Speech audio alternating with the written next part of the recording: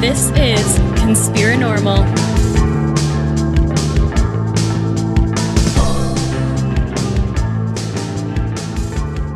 All right. Welcome to Conspirinormal, guys. And we've got, I guess, a bit of a roundtable again tonight. I want to welcome back to Conspirinormal Red Pill Junkie. Oh, good evening. And Dave Altman. Back again. Hello, everyone. Who you guys heard. And our special guest of the evening, we've got Paul Hynek. Hello. Hello, Paul. It's great to have you on Conspirinormal. Pleasure. Yeah. I wanted to get into some stuff with you about, and of course, like, you are the son of J. Allen Hynek, who, I guess if anybody doesn't know who he was, that I think that people, if they haven't listened to this show and you don't know who J. Allen Hynek is, then shame on you. But I really want to get into some of like your work and some of the stuff that you have done. And I want to kind of start off with kind of like your work in like the special effects field and how you became interested in doing that. Sure. Part of it, my father was involved with Close Encounters of the Third Kind, the movie. So and I met Spielberg during filming. So I had an early taste of film production. And then my older brother is an Oscar-winning visual effects supervisor and actually created what I think is the single most iconic visual effect of all times, which is bullet time in The Matrix. Yeah. So, all right. And all my brothers are engineers, and my father was an astrophysicist. So I grew up in a somewhat technical, scientific household, and very comfortable with engineers and technology. And I'm an MBA, so we think we can work in any business and pretty much run it into the ground. So I was introduced to a company called Giant Studios back in 2001, and they really were then and for a long time the world leaders in what's called motion capture, where you have sort of those reflective dots on an actor that are picked up by cameras, and their skeletal data is what we call solved or retargeted to another character. So a movie we worked on, or a trilogy we worked on in the early 2000s, was Lord of the Rings. And so we did Gollum, which I think is the first successful integration of a computer graphic character into a live action film. And that followed shortly on the heels of Jar Jar Binks, which was not a very successful example of that. Do you mean successful as in like notorious, not popular, or just like the technology wasn't quite there yet? Well, I mean, let's set aside George Lucas's apparent blatant racism, but it was just weird, right? And he had just a very weird, unrealistic motion about it. There's something in visual effects called the uncanny valley, where if you create like a digital character that's very close but not quite there to like photoreal, it can create a revulsion in people. And Jar Jar Binks had some aspects of being technically proficient, but then some aspects of just being horrible. So it was like revolting and weird at the same time. So, but then, we worked on, we developed what's called now the virtual production pipeline, which is really a mainstay of many films now. We developed that during Lord of the Rings and perfected it during Avatar and Planet of the Apes and The Hobbit. And then we sold the company to James Cameron after Avatar.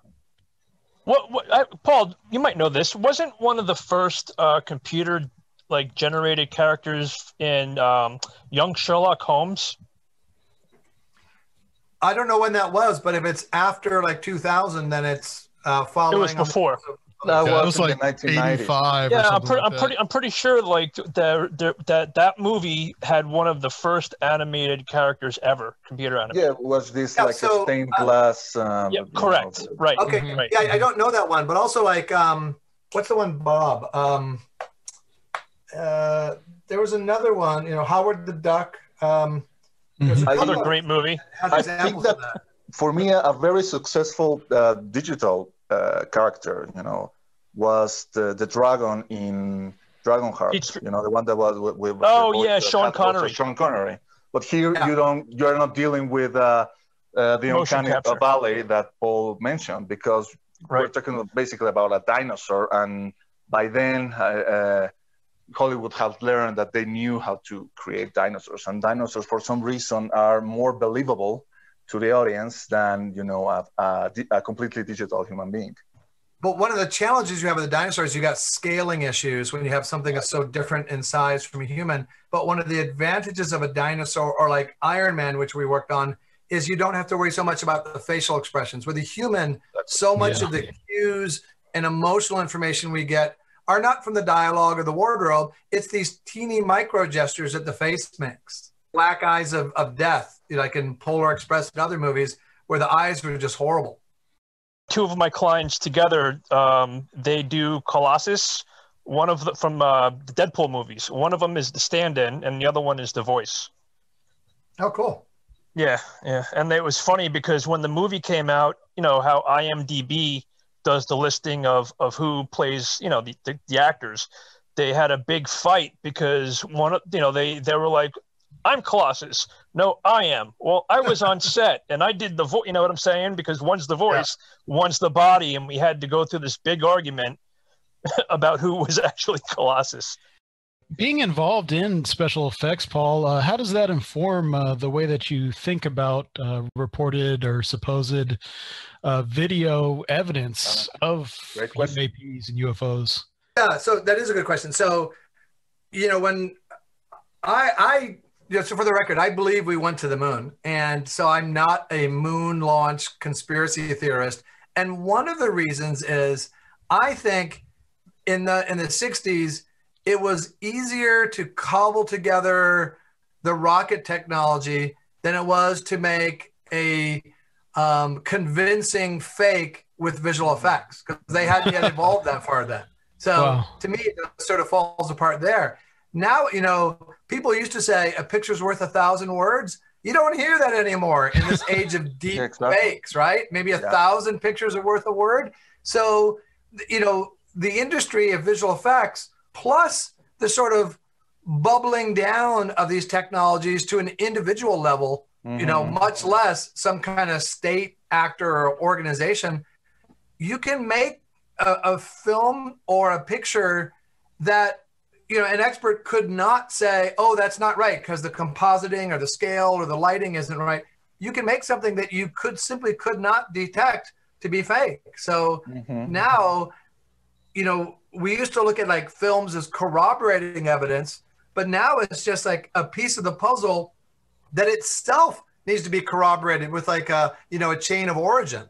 Back when I was working in interior design and in an architecture firm, I used to work with software like 3D Max, right, which allows you to make architectural renderings, photorealistic renderings, and obviously the things that I used to do back in the year 2000 does not compare what one can do right now with the 10 years of advances. And I remember back in 2010 when there was this video that created a lot of buzz that was supposedly taken in Haiti, showing. I remember that. Yep, I know what you're talking about. UFOs flying around, which looked amazing, and a lot of people around say, "Oh my God!" Yeah, and eventually the creators came out and said, "No, we totally faked this, and this is how we did it," and they showed that their process, and this was the very first 100% synthetic UFO video ever made. I think the first one wasn't that. It was in 1996. It was made in Mexico. The building? They was using actual footage of Mexico City, and then they just inserted this wobbly UFO moving around, which faked a lot of people, including Whitley Strieber. Well, anybody ever see or remember, and I actually was just asked about this the other day, the alleged Apollo 20 landing with the Mona Lisa? Yeah, I've seen those videos. I mean, that was allegedly done years ago, but if you think about, yeah, you get the technology, you can tell what was made then and compare it to what was made now, and we can tell the difference. But some stuff that was made in the past was pretty good. All this kind of like being said, Paul, are there any like UFO videos like recently that you could say like, well, that's a little more convincing, or that could be real? Well, I think the Navy videos, and I'm sure Dave has talked to you about these. Because of those other elements, such as the Navy saying, "Yep, it's legit," because of eyewitnesses seeing things through high-powered binoculars and gun camera footage and radar. I mean, that's about as good as you get. That's kind of gold standard, like that. You've got multiple witnesses, multiple different types of technology, and a government agency that was sort of forced into releasing these, acknowledging their legitimacy and saying, oh, by the way, we've seen a lot more. We're afraid for our aviators, and we could use a little help in figuring out the reports. I mean, that's about as, that may not be capital D, but that's at least lowercase d disclosure in my book. But don't you agree that the videos by themselves, maybe, I'm taking a very drastic position here, but don't you agree that the videos by themselves are kind of worthless? Because let's be honest, that video, the FLIR 1 video, was circulating in the internet in 2007. And how about Tom DeLonge claiming the TR-3B video is real? Exactly, but the point is that people looked at this grainy, crappy, very short black and white video. They saw the dials and they couldn't understand what they were seeing in the screen, and nobody said anything. But then it's only after Commander Fravor and the other witnesses came forward and they supported this evidence that the videos became important. But that brings us back to the idea of really how important is the material by itself. I was reading an article written by the former Minister of Defense, researcher Nick Pope, the one who was in charge of the British UFO desk, and who was talking about this piece of evidence, this apparently very amazing photographs that were taken, I think it was in the 90s, by two gentlemen in Scotland, showing what was allegedly some kind of like a diamond-shaped object that was escorted or was like... That was the missing photo, correct? Well, apparently there were more than one. And right, but they were stolen from the office. Well, it's more complicated than that. Not stolen, yeah. But taken by somebody. The story goes that the Minister of Defense confiscated the photos from the newspaper after they were printed. No, they never were printed in the paper. Oh, okay, my mistake. Yeah. And they were they were going to be released on New Year's Eve of this year, and then they backed down from that and said no, they're going now to be released 50 years from now. Then they said that every single person who worked at the newspaper claimed that they had no idea about the story. I literally just watched this on a show on Netflix like 2 days ago again. Mm. Yeah, that's why I'm so familiar. The videos in this case, by themselves, they are worthless. But it's the corroboration. It's kind of like if you go back and watch the first season of The Simpsons, the animation is horrible. It's just awful. But the stories are so good that that's what supports it. And here, it used to be the video would support the witness testimony. Now it's almost gone the other way around. And Paul knows Kevin Day and has spent a lot of time with him personally, so he's kind of has that bias than the public in a way, in a good way, not a bad way. Exactly. I mean, he's one of the most credible people I've met, who you can tell didn't want this series of encounters and is still, trying to come to terms with it to this day. Very emotionally. Mm-hmm. Well, honestly, what military person really wants to have that? Right. I mean, it's hardly viewed as a fast track to military success to be involved in a UFO sighting. Right. Exactly. Exactly. Yeah. Well, I don't know about these days, but and and they also don't show it very much in like recruiting stuff. Be all you can be as a hybrid human alien, right? Instead of Uncle Sam on the poster, it's a picture of Will Smith with his thumbs up. Although that would be pretty cool. I mean, I maybe that's coming. Yeah. So, Paul, I want to talk a little bit about your work on virtual reality. Sure. Like I told you before while we were talking, we're sorry, I spilled the beans, Paul. Oh, actually I found that on my own. I found a video about where Paul was working. Was that a company that you've recently sold? Because this was like from 2016 that I saw that video. So I've been involved with a bunch of virtual reality companies and got into it because with Avatar and the other movies, we were actually using sort of a slimmed down version of virtual reality in the production of the content. So we used virtual reality to make non-virtual reality movies. And so I was already familiar with sort of spatial recognition and some of the concepts and technology in VR. And after Avatar sort of segued into purer forms of virtual reality and augmented reality, and I'm still active in the field today. And I'm not as interested in virtual reality for entertainment as I am for other applications, most particularly medical. I worked on a project with USC to incorporate virtual reality into their stroke recovery technology. And it's fascinating. So in this work, you hook up somebody who's had a stroke, and in this case, like their left arm is paralyzed. You put on the VR goggles on them and EEG to monitor their brain waves, and then EMG to monitor their muscle signals in their arm. And what's happened, at least in this kind of stroke, and I'm a French major here, so forgive me if I punch above my weight in terms of technical knowledge, but in this kind of stroke, the muscular system is all intact. The motor cortex in the brain is sending out motor nerve impulses, but the sensory nerve impulses originating in the arm and the fingers are not working. They're not firing. That electrical circuit has been disrupted. And so the brain says, well, look, I'm not going to tell the arm where to go because I don't know where it is now. So with the VR and USC's technology, now you have a situation where we create this whole VR environment and you have a sort of a sound vocabulary to establish like a healing background. And then the goal is to move your virtual arm, because your real arm can't move, to the target position. And you need like a sound vocabulary to indicate that you're getting close. So it goes like, and then when you get the arm in the target position, you hear this kind of phase lock and a bird lands on your hand.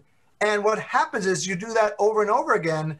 And the brain says, hey, I'm still not getting a sensory nerve impulses, but I'm getting some kind of feedback. Let's double down and send out stronger motor nerve impulses.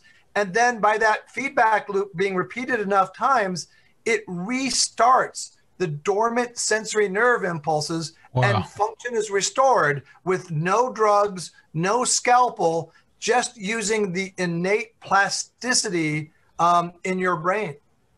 That sounds like a 21st century version of the biofeedback experiments that they were performing in the 70s. That's right. That's exactly what it is. It's biofeedback with just a little bit more intimacy for the brain.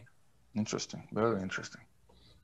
And so there's been some success using this treatment? Yeah. And that's amazing. Across the board, there used to be this notion that you're born with a certain number of brain cells, and if you sniff airplane glue, they're all gone and all that. And now, the neuroplasticity is much more evident, and there's a variety of different techniques using, call it, feedback, right? Like you said, that are shown to sort of trigger the brain to either create new synapses or to rewire existing ones that aren't working. And psychedelic drugs have proven to be very effective in clinical settings for this as well. Right. Yeah. That's the other, that's a whole other discussion about that. Yeah, that's one degree separate from Stephen King's The Lawnmower Man. Well, you mentioned augmented reality as well. What do you see developing in that? I mean, I know we're all familiar with like Pokemon Go, I guess, and things like that. But do you see anything on the horizon with that and applications that could really help people? Absolutely. And some people. I mean, just to be clear what the difference is between virtual and augmented reality. Virtual reality, you put on the goggles, and you, the analog creature, are transported into a digital environment. Augmented reality is the reverse. It's digital elements that come here into our analog environment. So they're the reverse of each other. And now over time they can blend, and you call it XR or mixed reality, et cetera. But augmented reality, unless we're going to spend more time in a digital environment, augmented reality has the larger potential because it will just be in our daily lives. So from sort of innocuous examples, like you have glasses or a phone or whatever, some device, you walk down an aisle in a grocery store or department store, and you can see, more information on the things in front of you. It can give you information about your own health, a lot of your stats, and sort of like this meta layer of information on top of what you're seeing in real life. So just like deeper dives into what you're seeing and sort of more context and real-time information, or, tremendous multitasking. You're sitting here wearing these glasses, working on something, and in the corner of your eye, you're watching the football game. When can they combine that to make some type of like augmented or virtual DMT experience? Well, you don't need virtual DMT. Just go for the real thing, baby. Hell yeah. That's interesting. What do you think about that, Paul? I mean, something like that. What are your thoughts on DMT and like ayahuasca and all those types of? I'm a big fan of DMT in particular, psychedelics in general, but DMT, in my experience, is qualitatively different. And I actually think there's a possibility that the intelligence people report encountering while under the influence of DMT may have a link to the intelligence behind UFOs. Okay, so that's very, very key. I mean, that's something that I believe too. I think all of us here believe that that's true. Which is why I brought it up. Absolutely. Yeah. So we're not only drinking, we're bathing in the Kool-Aid at this point. Yeah. So Paul, have you, I've never done it, but have you ever done DMT? Have you ever had an experience with it? Yes, I have indeed. Please enlighten us. Did you encounter anything? So I want to sort of lay the context. I was talking with a friend of mine, Nova Spivak, who's a stud who crash landed tardigrades on the moon. Oh, nothing. And underachiever. Yeah, he asked me. He knew about my dad, and he asked me, "Hey, where did your dad think UFOs came from?" I said, "Well, Jacques Vallée and my dad and others started feeling a long time ago that the extraterrestrial hypothesis didn't seem to explain the totality of the overall phenomena, and that they would be kind of disappointed if that's all it turned out to be. So they're looking at other things, whether it's interdimensional, time travel, even more, say, exotic provenances." And so my friend Nova said, "Oh, you should read a book called Alien Information Theory." I said, "What? Alien Information Theory? That's like the sexiest book title ever." So I did. And it's about, I'd already sort of become interested because I'd done a lot of psychedelics before. I was interested in DMT, but that's about DMT and makes the case for how a DMT experience might not be a hallucination brought upon by the most powerful psychedelic known to man, but actually a different sort of configuring of your filters of reality. Then I read The Spirit Molecule by Rick Strassman, and lots of stuff by Terence McKenna, et cetera. And so I did it. And I had an experience quite similar to others' report, and I'm whooshed with these amazing colors. I'm in this, I don't know what you call it, like this realm where I feel and see the fabric of the universe being created. And after I got my sea legs, I said, "Hey," and I felt intelligence all around me, but it wasn't sort of incorporated into machine elves or anything like that. And I said, are you what we perceive to be, first I said, excuse me, are you what we perceive to be the intelligence behind UFOs and aliens? And I felt like these 1,000-mile synapses rumbling and all this. And the answer comes down to me, we can't explain in a way that you would understand. Mm-hmm. And I said, well, I understand no. So I think I'm onto something here. And then I got whooshed back to Earth, and I'm trying to reassemble the shards of my ego. So do you think contact with these other intelligences increase human potential, which is what a lot of this other stuff that you're interested in is about? Yeah, I think one of the things about psychedelics in general is that they, as many people report, that they tend to make you feel connected with the universe. Whether that makes you feel you'll have life after death or not is almost not even a question. It's just that you feel this connection, and it just sort of diminishes your feeling of angst around your own personal situation. And it's a very powerful therapeutic sensation. And what's qualitatively different for me with DMT than psilocybin or acid or other drugs is that for me, each time I feel the same intelligence. Whereas the other ones, it's always like hit or miss. It's completely different. Here, I feel the same intelligence that not only felt to me to be like the core elemental, entities, but were also actively involved in helping me with sort of emotional healing from trauma that I still, have after effects from. Mm-hmm. Has there ever, I have a question. Has anybody or Paul ever heard, how you say that you asked the intelligence that question? Have they ever reacted like they've heard that question before? Oh, that's a great question. Not that again type, but like, you know what I mean? Yeah. I don't know. I mean, another time I went there and I wanted to pursue that even more. And, that's about as important a question as mankind can ask. And it's especially relevant and resonant for my family and I. But as soon as I got that question out, I myself shot it down and said, why are you bringing that cheap ass shit here? Because it's so magnificent. So, yeah, I mean, I got the feeling that there's nothing you can ask them or tell them or inform them that they don't already grok on such a deep level. So Paul, when you had this experience, like you did not see any kind of like, it was because people, ayahuasca, that they'll see, the manted beings, they'll see the grays and this type of thing, but you didn't really see any of that. You just kind of felt, you went into like this kind of weird realm and you felt more of like a presence. Yeah, I felt like this kind of like mostly female presence, but you're right. I did not see any kind of entities walking around, but it was clearly intelligence was permeating on a local level everything around me. Well, the female part really is, you hear that a lot, the feminine is the more, like the grandmother in ayahuasca, right? Well, I just, and I'm sure that Red Pill and Surf and Adam have heard this multiple times, kind of like the way that Chris Bledsoe talks about, the lady in white and all that, that there's like whatever this. Go ahead. Mm-hmm.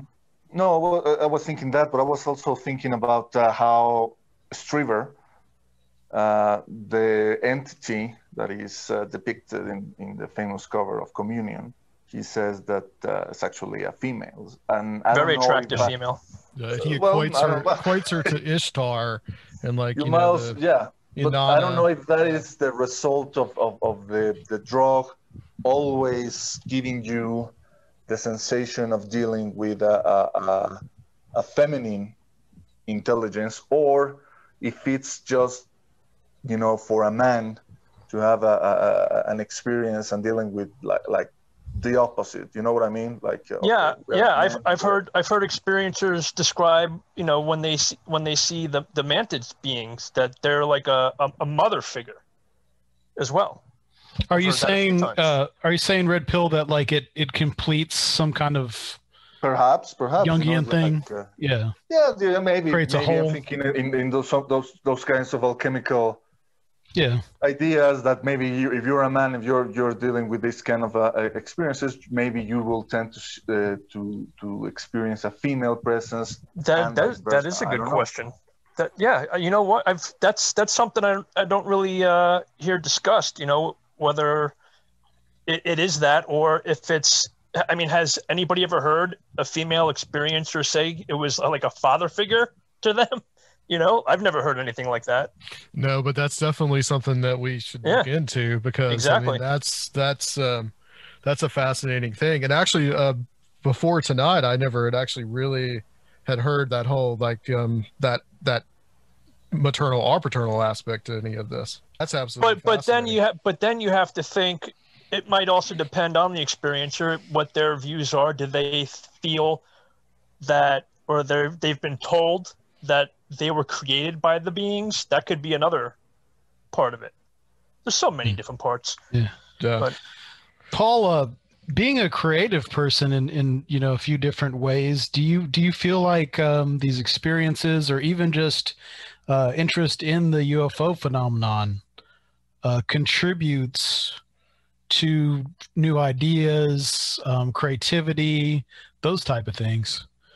That's a good question. You know, my father was an astronomer whose side hustle was UFOs. Right. And I could see him many times when we're involved in some, daily pedestrian situation, just sort of remove himself and just sort of have like a sort of cosmic, viewpoint on Earth. And UFOs would just be that much more sort of attractive. I think for me, it's almost not different. I mean, during the day, I do all sorts of like CFO stuff, and then I'm rogue UFO guy at night. But I really don't see that much of a difference between things that I do, whether it's working financial projections for a startup or, something in UFOs. They sort of blend together. And UFOs, I mean, it's almost, if you're not interested in UFOs, it's hard for me to understand that you don't have enough interest to at least form an opinion. If you form an opinion, you say, yeah, I haven't seen enough, that's fine. But it's such a tantalizing and important phenomena that I just don't. I guess maybe a better answer to your question is, I don't know how to separate anything, because we had UFO flying saucer ornaments on the Christmas tree. So UFO has been part of the fabric of my life since I can remember. And the first word I said was moon. So I guess what I'm getting at is kind of like the ideas put forward by Dana Pasolka and America Cosmic, that there seems to be a tradition of there being people who are who get some kind of divine inspiration from the other or something else, or these beings they encounter in psychedelic or UFO visions or all this type of phenomenon. No, I can't really point to anything like that. I don't know. Cool. I mean, the idea that creative people, scientists and artists get, ideas from another realm is nothing new. It's something that existed even before, the UFO phenomenon. Absolutely. There's, for example, a very interesting movie that was produced not too long ago in Brazil. Brazil is very, very big in spirituality, right? And mediumship and all that. And I know it, Red Pill, absolutely. Yeah, so there's this movie called No Solar, which in Portuguese means Our Place. Mm-hmm. And this is based on this channel book. And it's kind of cool. It depicts like an afterlife that is very, very swanky, very futuristic. Like they have IMAX. They had IMAX in the afterlife like 50 years before they beamed the idea to Steve Jobs. So yeah, I don't know. And this idea that Tyler, right, the famous and enigmatic Tyler, is using his connection to advance our medical and technological. I mean, I admit that it kind of like bothers me at some level. The idea, like, why would why would the aliens be interested in reinforcing the capitalistic system that is kind of like wrecking our world? You know, is that the only way they can manage to save us? Yeah, it seems like the UFO phenomenon, you know, like this is just a new iteration of that same idea that would have been more conventionally spiritual things in the past, but for people who might be more scientifically, technologically minded, the UFO phenomenon can serve for someone like Tyler as this source of inspiration or ideas. Mm-hmm. Hey, Red Pole, were you able to see the new Fatima movie that came out? Which one? There's a new one, 2020, that has just come out with Harvey Keitel and the actress who plays Warrior Nun. No, I haven't. Is it? It was supposed to be a theatrical release, but because of the quarantine and everything, it went straight to video. So you can rent it. It's pretty good. Get with the times, Altman. It's straight to streaming. That's what I was, Right. Is it the story? Oh, I don't know how it works in Mexico. You steal it. I mean, he hasn't even seen Blue Book. Yeah, I haven't seen Blue Book. I haven't seen James Fox, The Phenomenon. That's a good that's a good segue then, Paul. What was your? I know that were you a consultant on that show? And a star. Indeed. Yeah, how did you feel about it? Because I know that there was a lot of controversy about like that. It wasn't historically exact enough and all this kind of stuff. And right. So my brother Joel and I were consultants on the show, and we read all the scripts and gave input. I visited the set quite a lot, and did a bunch of publicity with the cast and crew. I love the show. I think it was great. It's not exactly the show I would have made, and it's an interesting premise to take real people, in this case, my mom and dad, and try to glean their essential cores and then place the sort of authentic core of their characters in dramatized circumstances. To me, the broad strokes of the show are you have an astrophysicist who doesn't believe in UFOs, who comes to accept the phenomena. All the other sort of fine-tuning stuff is really just details. So I thought the show did a great job at showing, like Close Encounters and other pieces that are largely fiction, of getting people to say, hey, there's a fun adventure here.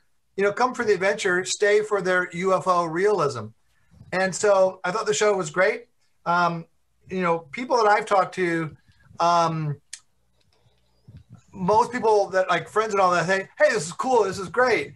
It's at UFO conferences, et cetera, where they say, hey, the Gorman dogfight, they banked right and not left, like in the show. And this, it's not supposed to be, the creators of the show and the cast are all big, fans of UFO and want to present it in a nice way, but, had to do so in a way that could garner ratings. So yeah, if it's not entertaining, people aren't going to watch it. And for what it wanted to do, it did it really well.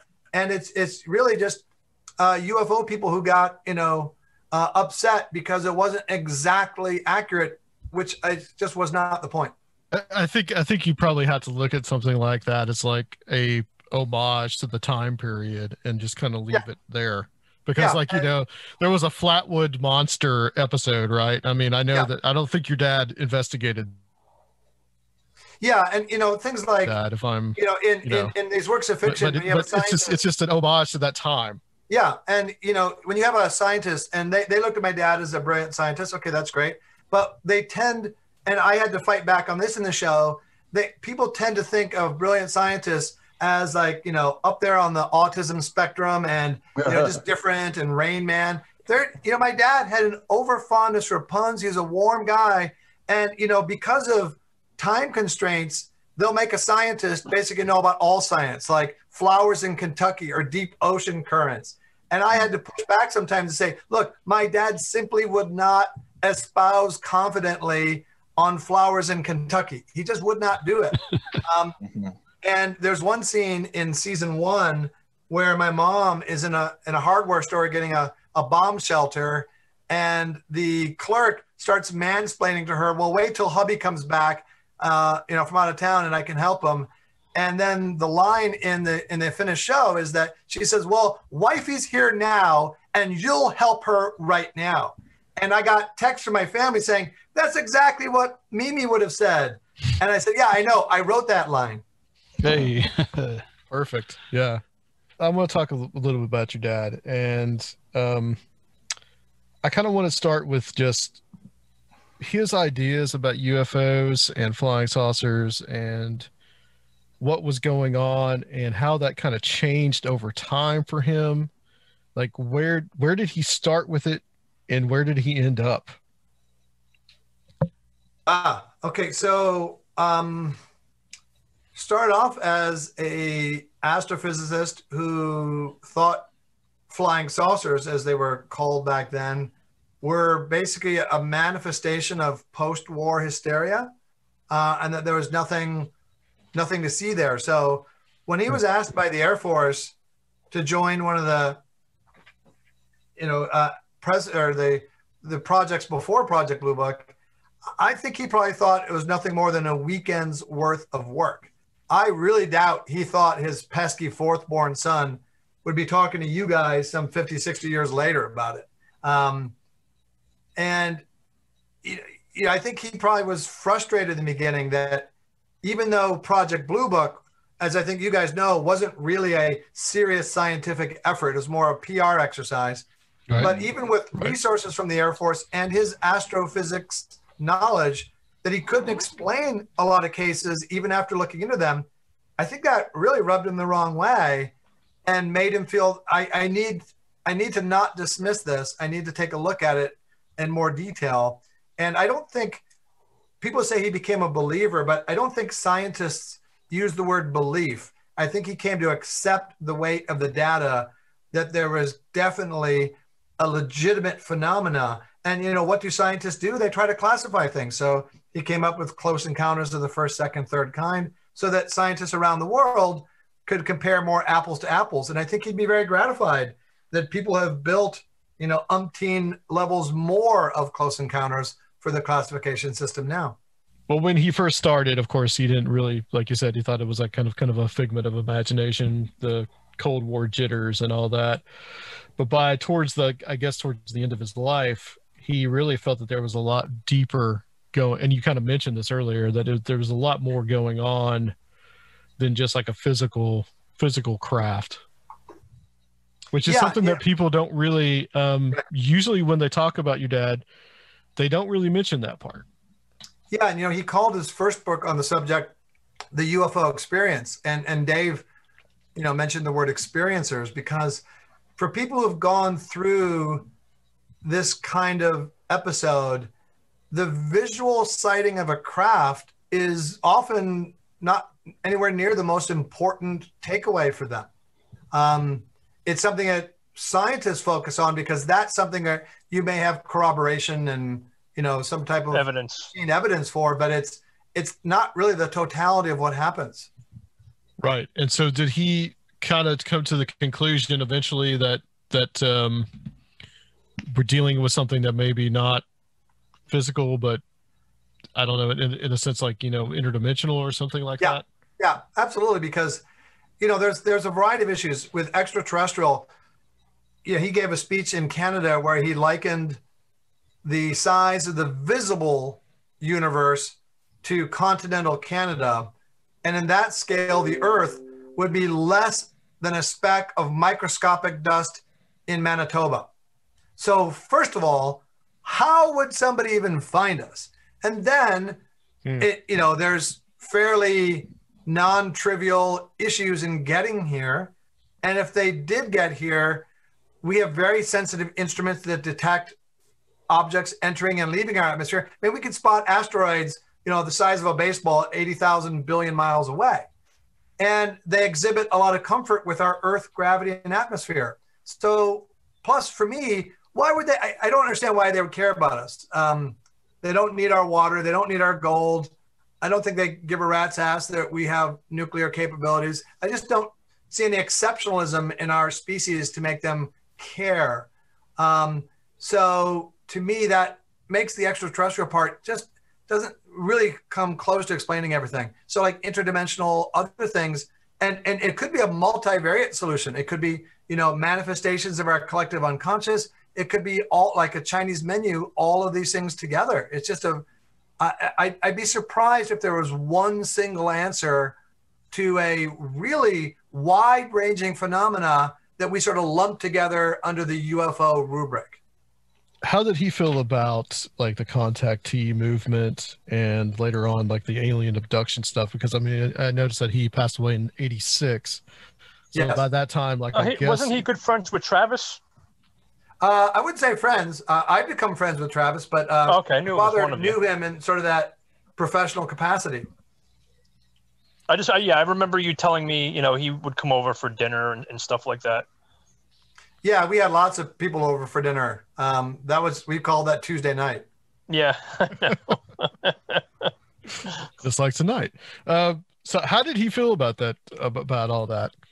Well, you know, at first he was reluctant because, you know, I think my father felt that he had three constituencies that he had to be mindful of. One was the military and the government. The second was mainstream science. And the third was, let's say, UFO believers. Now, try to think of three groups of people who are more different than that. And I think he felt he had to occupy that tiny, tiny, tiny sliver of overlap in that weird Venn diagram. And that meant he was displeasing each of them just enough to have a balancing act. Now, you know, people ask him, oh, Dr. Hynek, have you ever seen a UFO? That was really not important to him. And it was more important for him to not say, I've seen one, I'm chosen, I'm special, but I'm cataloging the totality of the experience and, you know, let the dust fall where it may. So for him, you know, talking about abductions, well, you can do hypnotic regressions and nowadays we talk about implants, but, you know, back when my father was alive, there wasn't really that much that a scientist could do with that to help indicate the legitimacy of the phenomena. Plus it was, you know, back then it was just more sort of scandalous. So it was hard for him to talk about that and keep the tone of a conversation as scientific as he would like. I mean, he must have had some feeling about it, considering, you know, when he made up the classification scale. I mean, that's not really an abduction, it's a contact, but he must have believed in some of it, obviously, you know, in my opinion. I'm not saying he didn't believe it, right. But it's just that it was more difficult for him to he considered it is what I mean. Absolutely. He didn't dismiss it. I mean, you know, someone asked him if he thought the case in Pascagoula was legitimate. And, you know, I know Calvin Parker quite well now, and I think he's another great witness. And my father investigated that case extensively and said, how the hell should I know? I wasn't there, but I feel that they believe it happened. That's what a scientist says. Did he think that the frequency was different beginning in the mid-century and that it had anything to do with the historic moment or the Cold War or things like that?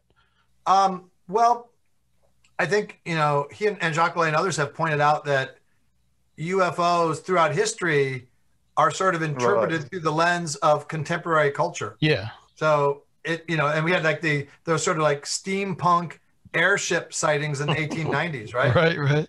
Which are my personal favorites. So I think that's just how we see things. Whether or not they are in actuality like that, whether we just view them like that, or perhaps whoever's behind it sort of tailor make how they appear to our expectations. Co-creation in a way. Yeah. So though he was brought into studying it, he looked back and put it in like a historical context that this had been going on in the past for a lot longer. Well, I mean, he felt that the UFO phenomenon was real, and I think you'd be hard pressed to hear him or any of us, indeed, to say, yeah, and it really started with Kenneth Arnold. There was nothing before that, right? Right. So I think he felt that, you know, and there's instances in the Bible which are very hard to say are not, reports of UFOs? There's this UFO. There's this recording that was created by UFOs in the late 1970s, in which you can hear, your father, J. Allen Hynek, talking about UFOs appearing in the Bible and saying, other cultures have talked that there are other levels of existence in which there are beings that tend to communicate with us from time to time. And even at the end of that recording, which is fascinating, there's even interviews with Travis Walton and Betty Hill. And by the end, they consider other possibilities, like not necessarily the ETH of extraterrestrial hypothesis, but ideas of other realms of existence, which to me, I think it very much aligns with the ideas that Hynek and Vallée used to discuss with themselves in private. I've read all of Vallée's published journals, the Forbidden Science volumes 1 to 4. I've read the Close Encounters Man book, which was written by Mark O'Connell. Mark O'Connell, exactly. And they gave me this impression that Vallée and Hynek, more than the typical scientist idea that or stereotype that we have in the 21st century, they were more like natural philosophers of the 16th century. To me, I think of them as Rosicrucians almost. They were very interesting in those kinds of philosophical ideas. Mm-hmm. And to me, it's also it's kind of sad because obviously Hynek wasn't particularly interested in the ETH, and yet when he had to go and debate with skeptics like Carl Sagan would always go to attack UFOs by belittling the ETH, and that what put Hynek in a disadvantage, because I want to defend UFOs, but I'm also agreeing with Sagan that the ETH doesn't make any sense. So what do I do? Where do I stand here to make my case? So what was it like growing up having that UFO dad, and how did it shape your interest in UFOs and your later interests? You don't know. I mean, however you're brought up, good or bad, is normal until you are able to see other experiences and compare to that. And looking back at it, and now I just did a podcast recording with my 4 siblings this weekend, and it's interesting to hear somewhat different takes on it, but it was fantastic. My father, like I said, was a scientist first and foremost. So I appreciate having been brought up in a scientific household that had a sort of open mind towards the fringes of science at the same time. And it was very intellectually stimulating. We didn't only have UFO people, but we had all kinds of professors and intellectuals. The sphere. Yeah. And, it didn't matter, what religion you were, what kind of car you had. It was just basically, hey, can you bring some interesting ideas to the table and defend them and advance them?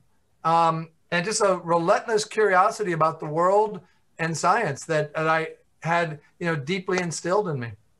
And it just shows how much of an open mind that your father had, like even when he was off the clock, he had, these people became friends to him, the eyewitnesses and the people that had experience. If he had any type of, harshness or whatever you want to say about the topic and about the phenomenon, I mean, that shows you right there that in his mind something had to be genuine. Otherwise, why would he introduce those types of people to his family and his kids? If he thought there was anything bad about it, he would have tried to keep you as far away from it as possible. That's what parents do. Hear, hear. Yeah. That's just, Yeah, that makes. Oh, I'm sorry. Before I forget, Paul, can you? Because I remember you talking about this in San Francisco during your lecture. Can you explain again how you were age regressed? I was going to get to that eventually, Dave. No, but I want to hear it for myself. That's why I want to, because I only heard it in the lecture, and I really I'm curious about this myself. This is interesting. I didn't mean to cock block the interview, Adam. I've been waiting for it, and I want to hear it before we lose time. As am I. Okay, well then, without further ado, I'll talk about my. Never mind. Go ahead. Anything else? Age reversal. I can make the claim that in the history of the world, I have the most documented success in reversing my age. Now you have to explain. I'm coming at you strong, boys. Yes, yes. Yeah, Please and explain. Okay, so there was a medical trial run under the aegis of the Stanford Neuroscience Institute that was the first trial ever approved by the FDA to fight disease, to fight aging as a suite of diseases as opposed to a particular disease. This trial set about to basically regrow the thymus gland. The thymus is located behind your breastplate and is what creates T cells. T cells stands for thymus-enabled cells, and that's your white blood cells, your immune system. And the problem is, once you get old, as soon as you turn 20, your thymus gets a little bit smaller every year in men and women, healthy, etc. So it gets weaker and weaker, and that's, once you get older and older, your immune system is less strong, and you're more prone to catch diseases. So I'm a big believer or fan of radical life extension. I'm friends with Aubrey de Grey and people in the field. And I decided I wanted to take, dramatic action to help my lifespan. So I was speaking at a conference, and another guy was speaking, announcing this trial, and he's looking for volunteers. And I rushed up to the stage after his presentation. I said, look, do whatever test you want, but I guarantee you, I will be in this trial. And luckily I did qualify. And so for 1 year, 4 nights a week, among other things, I injected myself with human growth hormone. Jesus, oh my God. And over the course of that year, we're not talking about adrenochrome, are we? The experiment was very successful. And not only did it show that it regrew the thymus gland, but that as measured by the Horvath clock, which is the gold standard of methylation or epigenetic clocks, named after Steve Horvath of UCLA. And, hundreds of people have gone to him with their tests and their trials because that's the accepted way to show an age reversal. None of them have ever worked until this thymus protocol moved the needle so much that we published an article in Aging Cell magazine last September showing what I feel is irrefutable evidence that not only did we regrow the thymus gland, but from an overall systemic biologic point of view, turn back the clock on aging. And back to my braggadocio claim, that this trial is the only time ever to show that, and I had the best results in the trial. So what I have never asked you was in how much time do the doctors or scientists think or know how far along the age regression would be? So were you ever told, okay, it's like your regression in age was 6 minutes, a year? Is there a time? Is it measurable? Yeah. I'm 13 years old now. I don't mean mentally. I mean physically. Oh, yeah. I gained about 4 years of life from an overall point of view. Now, this doesn't matter if I get hit by a bus, right? This is just overall health. But what I'm told is that I gained about 30 to 40 years from an immune system point of view. Wow. Okay. So, I could walk into a room and lick COVID molecules off a desk and convert them into bioavailable proteins. There's our cure. We need to inject Paul Hynek into our blood. Wow. Now you're getting doing that. Human growth hormone. Okay. Whenever I hear you tell the story, I've never actually heard, or anybody ask you, that question about how long or how many years, So Paul, did you like before you had this treatment done? Did you like? Was there like a measurable like you got sick more often before, and then after you didn't get sick with anything? Yeah, it's a good question. Pretty measurable. Yeah, has it changed how you feel? Well, I mean, we've done a bunch of diagnostics using, the Stanford Cytoph blood machine and their 7 Kegel MRI and all that. And those are what have shown the differences.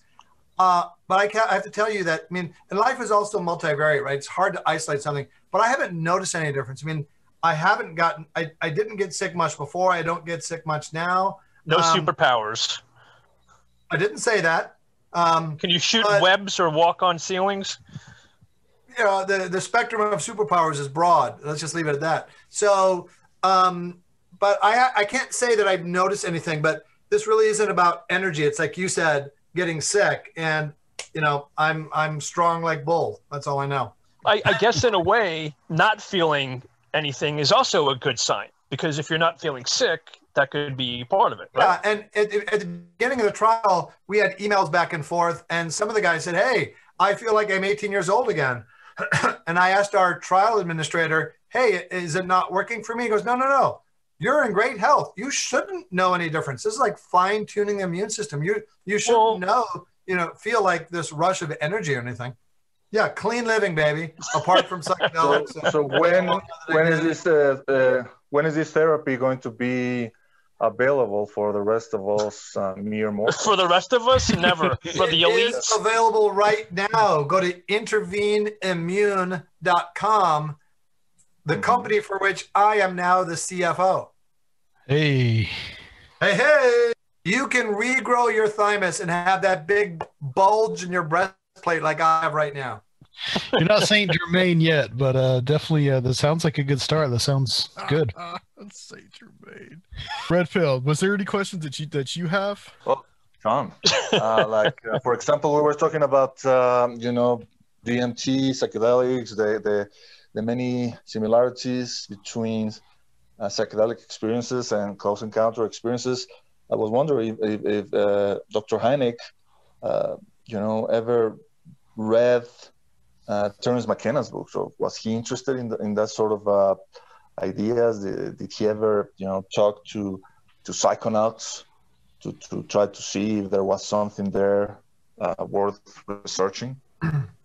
It's a really good question, and you mentioned sort of how these fields can overlap. He was very interested in psychic phenomena, and you mentioned he was a Rosicrucian, so he had a sort of spiritual leaning, right, that predisposed him to consider things that maybe a hard-boiled scientist may rule out. I keep finding out things that I didn't know, like he had a correspondence with Arthur C. Clarke. I wouldn't be surprised if something surfaced of something with him and Terence McKenna or somebody of that ilk, because it's a viable path. But I don't know offhand of any, but I would be fascinated to see that. And I think he probably would not have taken DMT himself, but I think he would have encouraged me to do so. Wow. Hey, that's cool, Dad. Yeah. I smoked pot with him. Cool. You heard it here. Could that be a Conspirinormal first? We've got it exclusive. I'm ratting out my dad for his one-time. There's this passage in Forbidden Science of Hynek and Vallée going to this party. I think it was in the 70s in New York. And eventually someone took out a joint and everybody partake except Vallée. So that was, for me, that was interesting.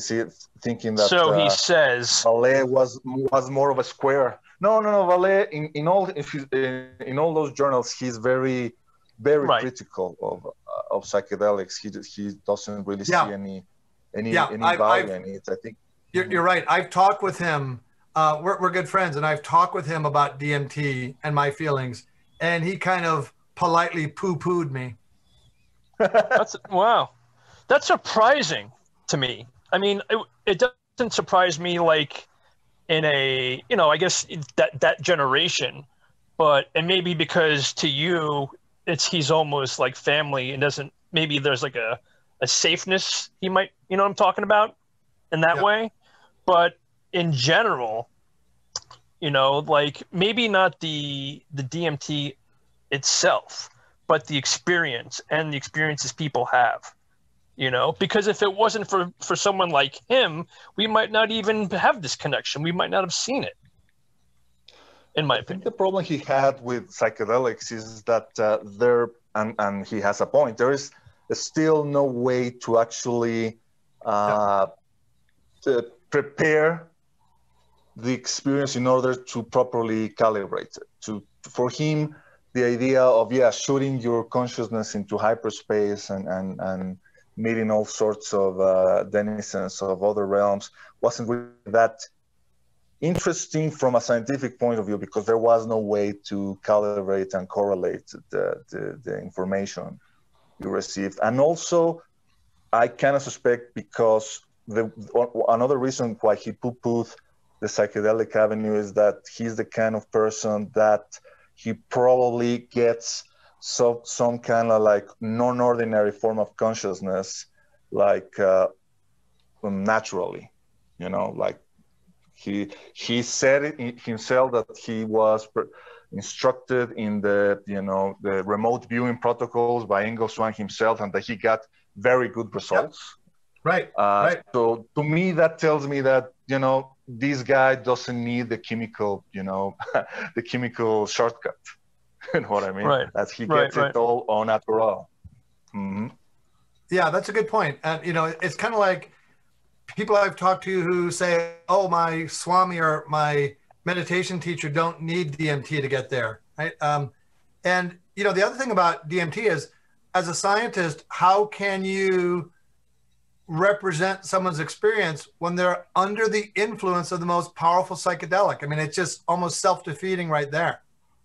Mm-hmm. Yeah. Mm-hmm. So any other questions that you had, Raphael? There is one. Have you read Project Beta by Greg Bishop, Paul? No, I know Greg, but I've not read that.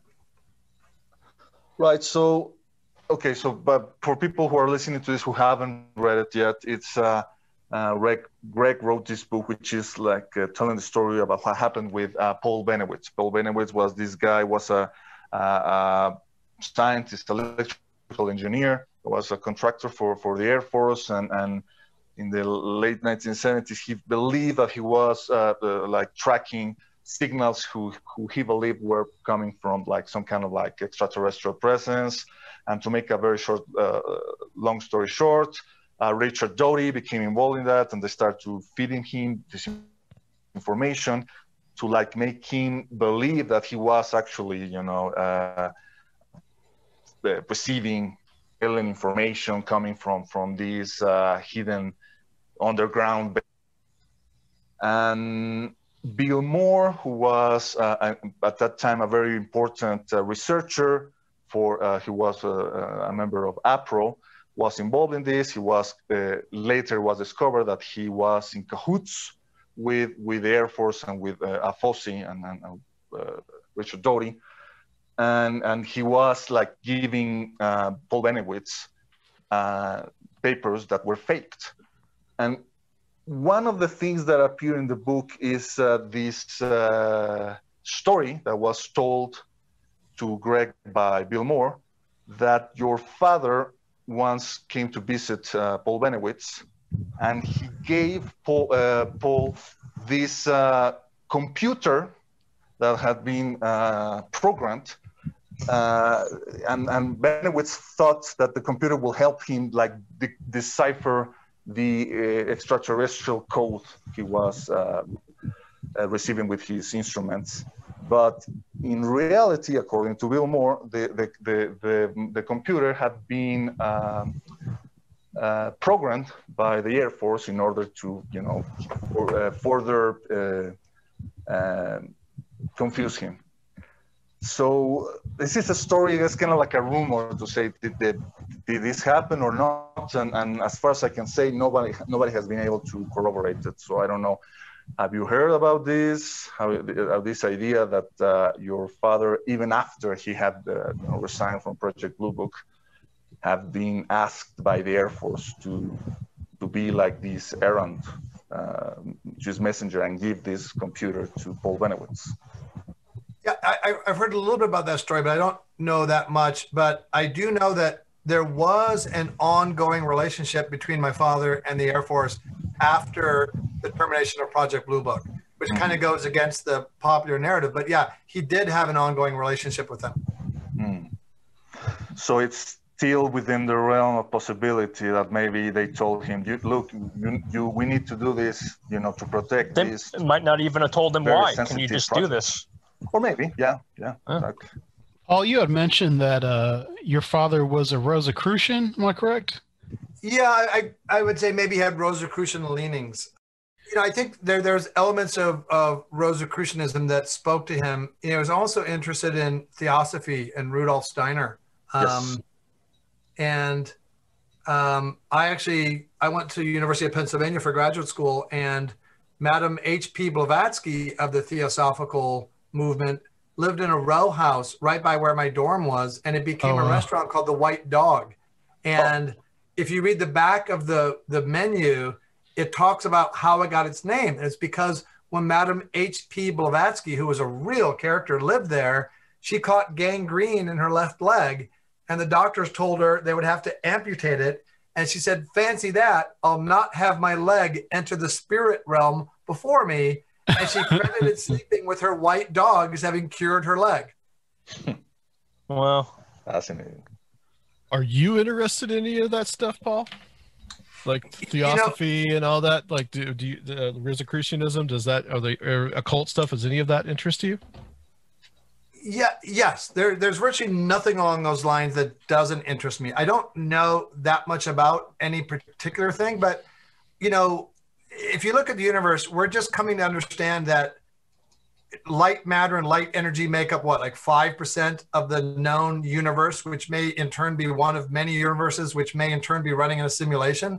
So to say, even black holes, about which we have very imperfect understanding, are part of that 5% that we think we understand. To say that this or that doesn't exist is just impossible. So I don't believe in any of the 16,000 gods that have been worshipped on Earth, but I do believe it's entirely possible that there's an energy, some kind of frequency throughout the universe, and that has sort of local or quantum connective tissue in ways that mainstream science doesn't readily accept. So yeah, but I'm also very careful to believe things I want to be true. You mentioned Red Pill, you mentioned Ingo Swann. I met Ingo Swann and many others. My father used to take me to ESP conferences. And so, Robert Monroe and Raymond Moody and all sorts of figures involved in, call it fringy occult science, were sort of mainstays of my childhood. So I've been brought up believing that so much of this stuff, there's a lot of different ways to find things that are either resonant and are true for you. And I'm still sort of groping my way in the dark to my own particular blend of things that seem to make sense of the universe for me. As we all are. Right. So, Paul, I wanted to ask you a question about, in the time that we have remaining, about just kind of like the future of UFO research and kind of like the relationship to like the media right now. You've got just about every time I think I open up Twitter, I see something about like disclosure is coming. And how do you feel about like the UFO, the current like UFO research and the current media environments and like stuff like like the TTSA and all that? Well, these are fascinating days for UFOs. We're kind of circling back to the Navy and Pentagon cases, and another element of that is that they were reported about extensively in the New York Times, which previously would never have deigned to give, credible ink to something as tawdry as UFOs. So, you can make a good case that we're already in a lowercase d disclosure as a process, as opposed to that signal event of a flying saucer having a press conference with Walter Cronkite on the lawn of the White House. He's still alive. No, no. So, you know, the things that are happening now, you know, like this, and they're sort of reluctant, but now, you know, disclosing public stance of the Navy, you can't imagine a different attitude from an official branch of the military than the Navy has, than how it was with the Air Force in my father's day.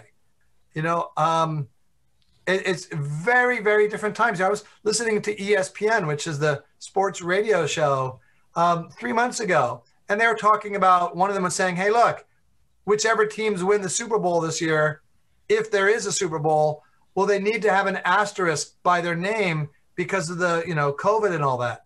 And the other radio guy talking about football on ESPN blurted out, I don't care about that.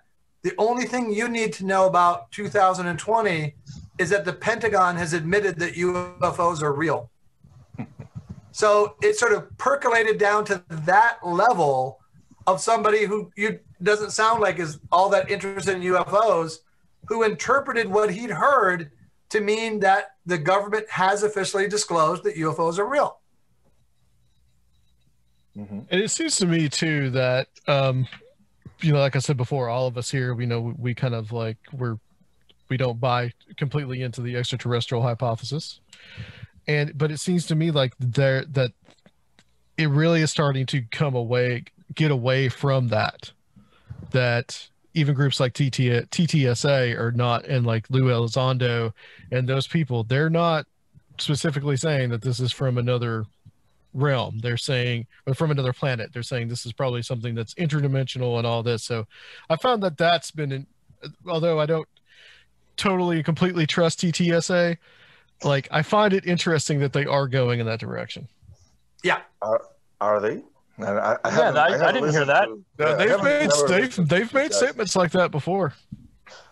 Bits and pieces, you know, especially DeLong, who is the guy who loves his more. Very religious views, you know. Yeah, he's almost saying that the aliens are demons, you know, coming here to eat our souls, like in Matrix. Yeah, and that means that the Collins elite and all that idea is real. of, you know, UFOs as demons, you know, in general, if you back up, I'm sure you guys have also been asked, as I have, are aliens hostile? Well, it's like if you see two dogs interacting, and if you have to ask, are they fighting or playing, then you know they're playing. When two dogs are fighting, you know damn well that they're fighting. If aliens were coming here with hostile intent, and I mean open hostility as opposed to lizard hybrid breeding and all that kind of stuff, we would know it in about 10 seconds. There would be no question as to whether they're hostile. So for me, I guess I'm just overall an optimist, but alien presences, no matter where they're from or when or whatever, are at worst indifferent to us, in my belief. Right. Yeah, we're kind of like ants. Yeah, I mean, if you go to an anthill and you're a shitty little kid, you stomp on it. You make your intentions known. And they're like bees, if you think about it. You know, if you go at a bee, it's going to react. But if you ignore it, it's not going to bother you. Yeah, exactly. You know, how much of the UFO behavior has to do with our reaction. I haven't even heard of this. The guy who got sick out of his involvement with the famous Bent Water case. Burroughs? Yeah, Burroughs. I have heard Grant Cameron say, well, you know, he's the one who got injured because he's the one who tried to pull out his gun, you know, and even probably fired at it.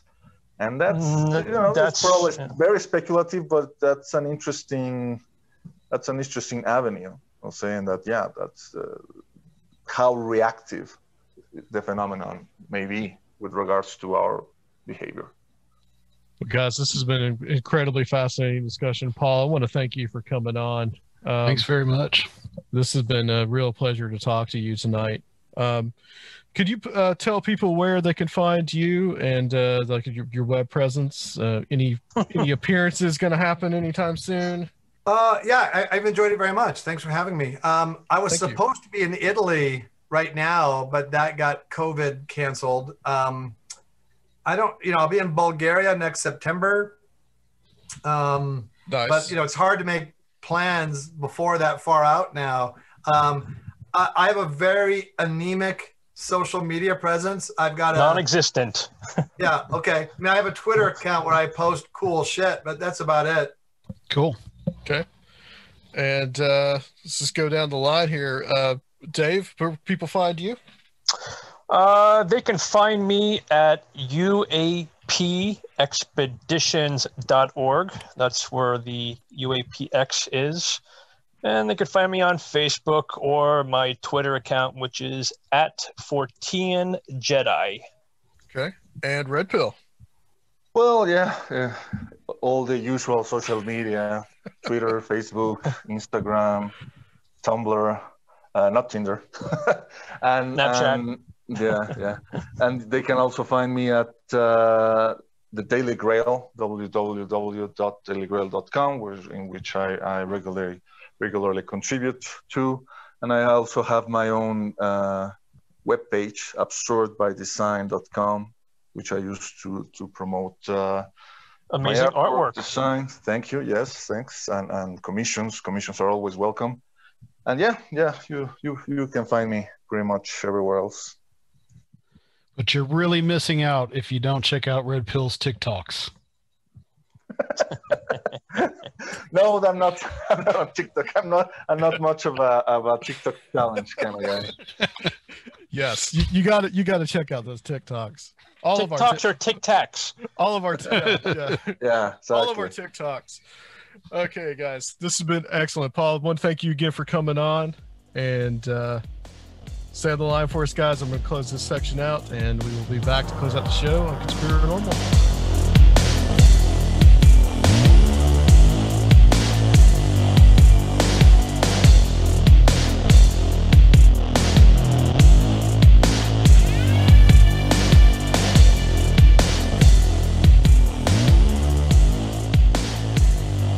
Okay, guys, welcome back to the show. Welcome back to Conspirinormal. We just really great episode, little round table there. We got Paul Hynek and Dave Altman and Red Pill Junkie. Yes, and of course, Paul is son of Alan Hynek. Yep. From Project Blue Book and other government studies and lifelong involvement in the UFO field. Probably the most famous UFO investigator of all time. Now, I mean, obviously, I grew up, with reading about J. Allen Hynek, of course. I mean, Blue Book and the classification system are like the biggest things everyone knows, it seems. And one of the coolest, of course, he gave the name of Close Encounters of the Third Kind, and he's actually in the movie. Like there's a at the end of the movie where like the aliens have come to Earth, and he is you see a shot of this older man with the glasses and a beard. That's Hynek. Spielberg actually put him in the movie, and the guy that Francois Truffaut plays, that character, is actually based off of Jacques Vallée. Yeah, so of course. Spielberg actually really knew his stuff, and which is like really one of the things that's impressive about that movie, and that's probably like one of my favorite movies of all time. Like I think at the time that I haven't seen it in a lot, but recently, but that's one every time it's on that I will watch. And of course, Paul is not just in the shadow of his father, because he's quite a large personality himself, and is all over in all kinds of fields, with life extension and virtual reality and special effects and finance, and like really, really interesting person. And we even got into some like esotericism at the end too. Yeah, truly a jack of all trades. I was pretty impressed by a lot about what he said, and that was a great episode. I was really, really impressed with it. Just I think in like a string of really great episodes. Yeah, it was a great interview, and we helped to keep up with them, and it was fun having Dave and Red Pill along with us. Yeah, absolutely. You can tell that Dave and Paul know each other pretty well. A lot of jokes. Okay. Well, I think that's about it, guys, for this episode. Episode 336. I can't believe that we've gone this far. Pretty soon it'll be 350, and pretty soon after that, 400. It's crazy. Well, we hope everybody's doing well out there. And we, as usual, kind of pitch our Patreon. If you guys are interested in joining our little community on there, we have several posts that go back nearly really 4 years now that you guys can partake of, and we're kind of getting back into the swing of doing weekly episodes again. Right. We've got some really great recent stuff. If you haven't checked out the Patreon content we did with Penny Royal, Secrets of James Shelby Downard, and we've got some other really outstanding past shows, like the Echo the Dolphin shows 1 and 2 are some of my personal favorites. Yep, and mine as well, which we did. I think we recorded one of those with Rob, and I think we had Luke on there too. That's a blast from the past. But yeah, so go check that out, guys. That's at patreon.com/conspirinormal. We could really use you guys' help. Become a Patreon. We're going to get back into doing regular episodes on there probably by the time, maybe I think at the end of this week, there should be another Patreon episode up for you guys where we talk about some of our more in-depth impressions of our Strange Realities conference. Right. Which, by the way, was a rather good success. Yeah. And we learned a lot from it, and we're going to be experimenting with some stuff we learned from it, including some video content, and we're going to try to be having regular hangouts as a way to be able to communicate with you guys and give access to some of our guests. That's something that we're going to do here pretty soon as well. I think we may try to do that for Patreons too. So. And then just the usual stuff, guys. Conspirinormal podcast on YouTube. Go check that out. Subscribe. And I think that's about it. So really thank you guys for listening. And we will be back next week. I think we may be doing a Halloween episode coming up here pretty soon on Conspirinormal.